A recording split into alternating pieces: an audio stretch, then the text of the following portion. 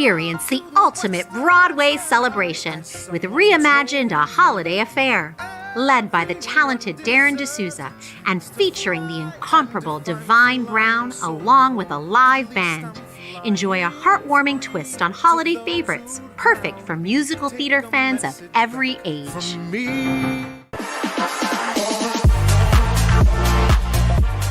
Welcome to Backstage with Richard Ridge. My guest, Divine Brown, is an award-winning recording artist and actress. And this December 21st, she will celebrate the holiday season with host Darryn de Souza in Reimagined, a holiday affair at 7 p.m. at the Rose Brampton in Brampton, Ontario. They will blend timeless hits with festive holiday favorites. The evening is perfect for all ages. This joyful show features lush harmonies, jazzy rhythms, and heartwarming holiday spirit. Please welcome my guest, Divine Brown. Hello, Richard. Well, first of all, I'm obsessed with you. Are you sitting in a car? Where are you? I am. I'm sitting in the car in a mall somewhere. And I figured, hey, the sun's out, so I'm going to have like a nice glow on my face. So I figured this would be a great background. Listen, you look wonderful. Like I told you before we went on the air, I'm a huge fan of yours. I think you have this most incredible voice and everything else. So first, it's great to be catching up with you. How excited are you for your holiday show on December 21st? I'm beyond excited. It's been a while since I've done a holiday show, and I'm even more excited to do it with Darryn de Souza, who is a phenomenal musical director, phenomenal musician, and a phenomenal person. Yeah, because like I said, I've spoken to him before. We've had a wonderful opportunity to speak at Broadway World. What's it like collaborating with him and curating this show? He's one of the most easygoing people that I've ever met. And because of that, it's made such a it's made the whole process really easy to just sit down and shoot ideas back and forth. And yeah, his family's Goan, right? From Goa, India. And I always say, I'm like, you guys are like the Caribbeans of India because I have not met a Goan that I didn't like that wasn't super laid back. Yeah, it's interesting. He's so laid back. He's so talented musically, and I'm sure the vibe of the two of you together is going to be absolutely sensational. Yeah, we're gonna have a lot of fun with this one, and he's done some really beautiful arrangements. I think people are going to be really they're going to be pleased with the show this year. So, without giving too much away, but it's so exciting. I mean, it's a holiday affair. It's, holiday music. What can your fans expect? And what are some of the songs that are going to be a part of the evening? Oh man, just some holiday classics, a bit of Stevie Wonder, Someday at Christmas, This Christmas, Donny Hathaway. Of course, we're going to throw in the what does she call herself? Or what people call her? Is it the Queen of Christmas herself? Mariah Carey, a couple of Mariah Carey covers. I love her version of Oh Holy Night. Yep. So I'm definitely going to be throwing down on that one. That's great. See, this is what's great. I mean, what's it like? Have you played the Rose before? Yes, in different capacities. So it's great to kind of to be back in this capacity. It's great to it's also great because I'd love to do I'd love to do another show with them. So it's great to kind of make this collab, especially with new people on the scene now. I'm super excited to play there again. I shouldn't say it's more than one venue. It's numerous venues that Brampton On Stage has. It must be so great. Talk about what it offers the community and just to have these theatrical and, performing arts venues right there in the area. Yeah, obviously there's nothing like having performance venues that are a hop, step, and a jump away from people's houses. So, being a part of that and sort of experiencing a part of the community in that way and being able to share with them is a phenomenal feeling. Yeah. It's wonderful because I look at their season. I mean, their website is amazing. They do so many wonderful projects that I'm sure there's something for everybody in the community to come and see something at Brampton On Stage. There really is. There really is. And not to mention this wonderful holiday show that we have coming up. Okay, so I want to go back to the beginning. When did you first realize that you could sing? I've always known. I know that sounds weird, but it was sort of innate. Like I've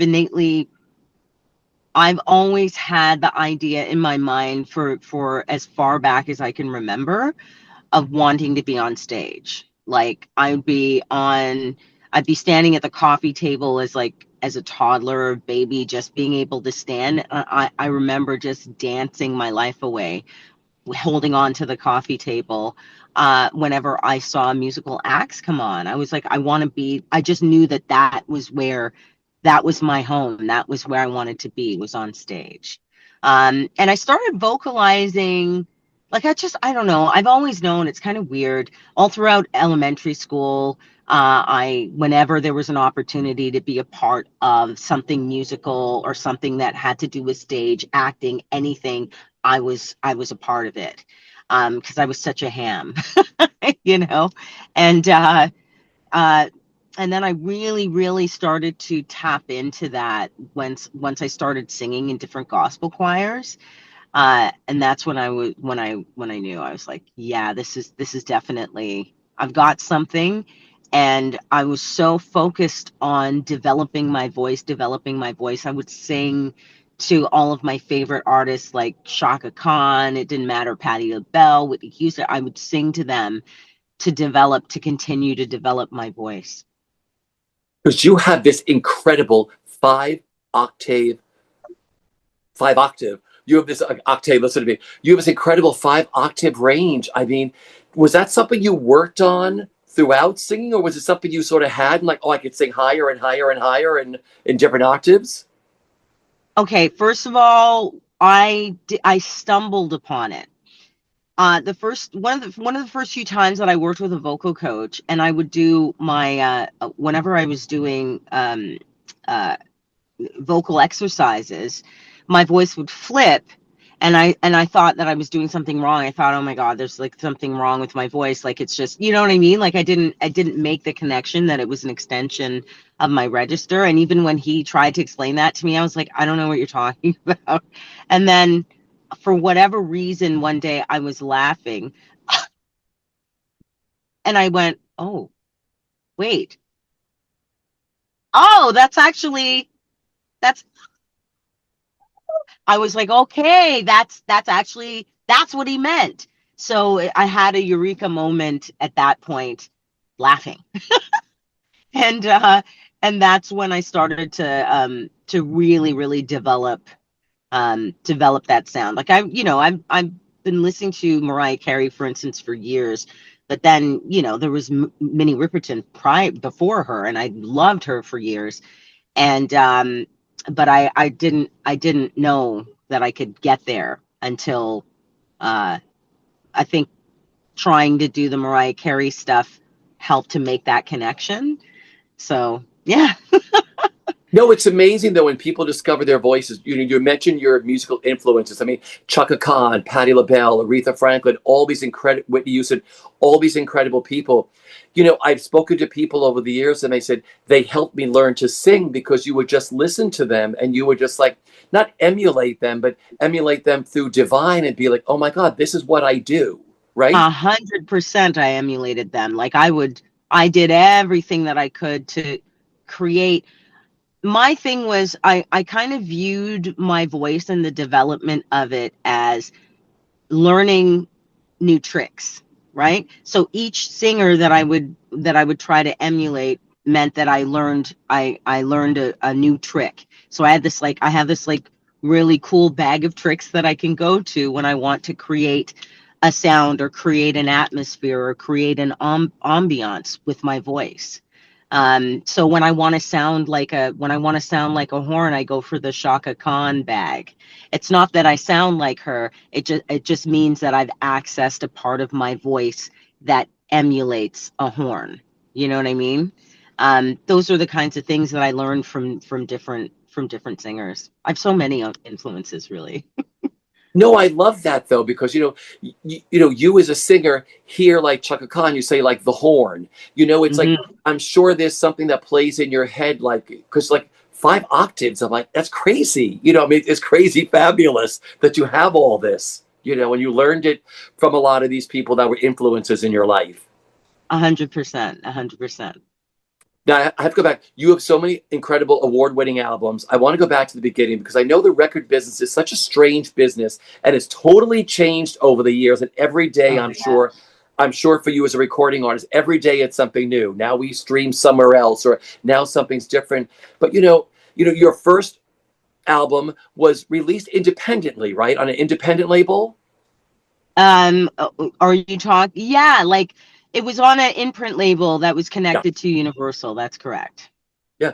So what was that like? I mean, like I said, finding that your first album, like it must have been so great to have it done, and then all of a sudden and how it was done, right? Yeah, I think I love that process for me because it was really, really important for me to express myself the way that I wanted to, that I was going to be completely authentic. And so that was one of the great things about being on an imprint label, was being given enough room and space to express myself the way that I wanted to. I wrote the entire record. I worked with other writers. Or no, that's not entirely true. I'm like a good chunk of it, but I worked with other writers as well. I worked with different producers. And I also allowed myself to try different things too, to not be as rigid. And it wasn't like a control freak thing, but it was really important for me to, when I listened back to the record, I could say, yeah, this is really a representation of me at this particular time. And I had so much fun recording that project. No, because I think, sometimes record labels try to pigeonhole people. Oh, I want you to sound like so-and-so, or you don't sound like this. And then you realize you could be your authentic self when you work on a project where people let you breathe and let you do how you want to sound as Divine Brown, right? Don't get me wrong. It's not like I didn't have to deal with any of that style of politics, right? Like as soon as you get into the business of music, you start to run into a lot of that stuff. Like, how you look becomes a thing. How you I'd have to deal with stupid things like people telling me, "Oh, suck your tummy in," when you're doing a video with all this stuff. It's super frustrating because it's like I just want to be myself in this moment. I thank you for this, but I also don't want to walk away with a blasted complex about myself, because I love who I am. I love the skin I'm in. You know what I mean? So there was a bit of that. There was a bit of that politics side of it, but yeah, I was really happy that I made a real I made it a point to say, listen, this is important for me to. And the thing is, I was a part of that whole neo soul movement as well, like coming towards basically at the height of it. And I got to express, I was a part of that expression in Canada. And I loved being a part of it because I'm so influenced by that entire sound. No, it's wonderful because I've spoken to many recording artists over the years and said, everyone gets pigeonholed in something and you want to just sort of step out of it and say, let me just do what I do. And, hopefully the audience is out there and you found your audience. Yeah. And I mean, I dealt with that in the second project because, there was this expectation that I should sound exactly like the first. And it's like, I've grown as a woman. Like, I don't know about you, but in times like this, I want to express myself, and I want the expression to be coming from a place of growth, not stagnation. So yeah, Well, it's been very interesting to listen to your singles and all your albums and everything since then, that I think your voice just continues. And, you know, everybody grows from every project, either as an actor or as a singer or a songwriter. You grow and you change, Exactly. you know. Exactly. Now I you've got, literally just did it. I just did it. It's funny that you talk about that, 'cause you grow and change. I literally just talked about that for a concert that I did with Musical Stage Company, the Madonna and Cher Uncovered, and I was like, I literally they grab a part of their whole thing is that they grab quotes from everyone, and that was my quote, was basically, you grow and you change, you can't expect to be the same, right? But and that's a beautiful part of expression. I think what I've always appreciated was the growth process of artists. One of my favorite artists who passed this year, and I'm so sad about it, still sad about it, was D'Angelo. And it's phenomenal to watch. It was phenomenal to watch his growth uh, process through, that you could see through each album. And yeah, so I appreciate that. Some people are like on the fence. I don't know, blah blah blah blah blah. He sounds different. I'm like, you expect the man to be the same? Like, nobody stays in a time capsule. It was amazing. yeah. And R.I.P. D'Angelo. I'm sorry. Go on with your next question. I didn't No, mean to. I think it's fabulous. You know, you got to tour with the Backstreet Boys, right? Yes, I did. Was that a wild? Was it magical? Was it a tour? Like, what was it like when you tour with like the Backstreet Boys? It was amazing. But what was crazy about it, I think, was uh the feeling of, after I finished doing my thing, coming to sit down and to watch them.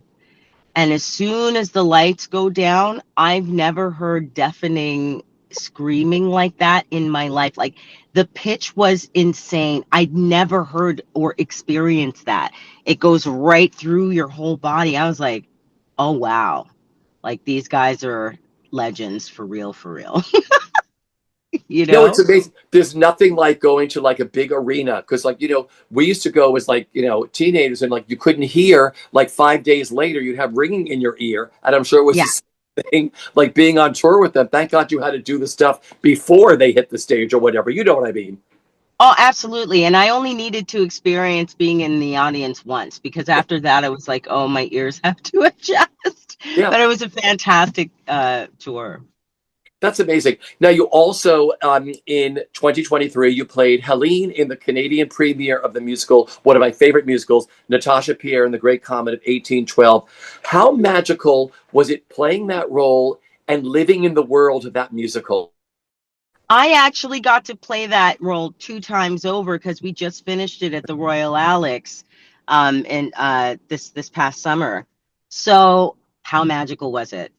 The world, first of all, the world of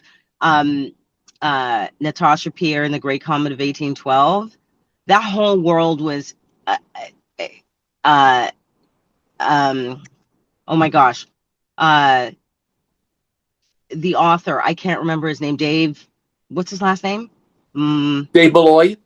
Malloy, yes. So Dave Malloy, his mind, first of all, the way that it works in the realm of musical theater is like next level. His the music, fantastic, all over the map.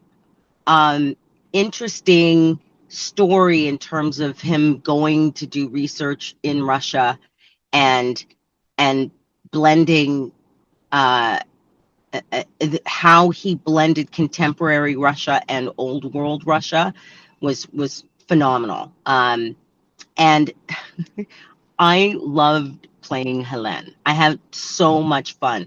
This is a woman who loves, she's passionate about everything, right? She's just like, she's passionate about sex, she's passionate about beauty, she's passionate about all of these things. She's passionate about facilitating her brother's needs. There are a lot of levels and levels to her, and uh, uh, yeah, a lot of there was just so much to play with in that role, and I had a fantastic doing it. time doing it like 2 times over. That's great that you got to revisit it again. Yeah. Yeah. And I think that this time, or the second time around, like this past summer, I really, really loved it. Not that I didn't love it before, but there was less stress, I think, because we were a lot more relaxed. Like, we had a few changes and implemented a few different things, but it was a lot more relaxed in terms of how how everyone was, in terms of making sure that we're putting our best foot forward, and giving as much as we can into each role. And what I really loved about working on that show was that we had a phenomenal cast, and about 95% of the cast members that were there before came back. And we already had a great camaraderie the first time around. We did it in the winter time, the first run, and this time we got to do it in the summer. The additions to the cast were all like, they just fit like a glove, and we just had so much fun. Every night was a different experience. I was really, really grateful that I was the one character that was given the carte blanche to do what I wanted. So I had the freedom of expression each night. And I always love that, because I can do stick to the script and stick to the score bit. I can do that, but I have the most fun, and I think I shine the most when I'm given some flexibility. So it was a perfect role for me. So I think it's great when you get to visit something again, because it lives in your muscle memory, and then you're like, oh my gosh, we're revisiting this now. It's a much lighter feel to it, right? Yeah, it's very relaxed, and I have more, there's more range to play with, because it's already in my body. Yeah. I heard you were phenomenal in this show, as the production was too. So my final question for you is, what are you looking forward to the most with your show on December 21st?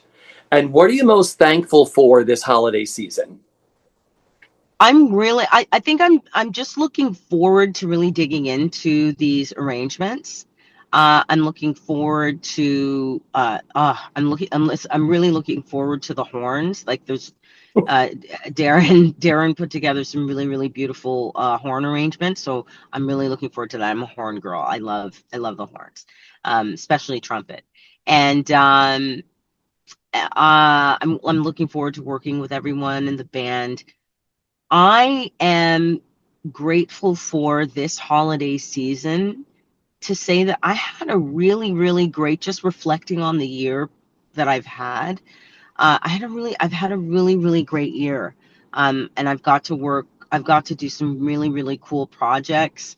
I've just had some like major wins this year that I'm like, okay, I'm ready for now. I'm ready with all of that in mind. I'm grateful for all of the opportunities that I've had for 2025. And I look forward to 2026 with a new set of lenses. It's nice when the doors open. I always say a lot of people don't open the doors for other people. And I think it's really nice when doors get open for artists. I love it. I'm looking forward to it. I'm looking forward to many more doors opening up. Like, I see them in my mind's eye. So, hopefully we'll talk next year, and I'll have an even greater conversation with you about some doors that have opened up. Yeah. One final thing with the holiday season, you're a mom, right? I am. So at the holiday, is there a go-to movie, or like there are go-to songs that play in your house that get you and your child like in the holiday spirit or whatever? Well, my child is a grown-ass woman now. So, okay. But usually I would have to say that like Mariah ends up getting played. Like, as much as I might go when I go to like when I go shopping, like as soon as you hear that, you're like, okay, we know what's coming, which is amazing. But I love, like, there's certain songs like I said, Oh Holy Night, I just love that version. And yeah, and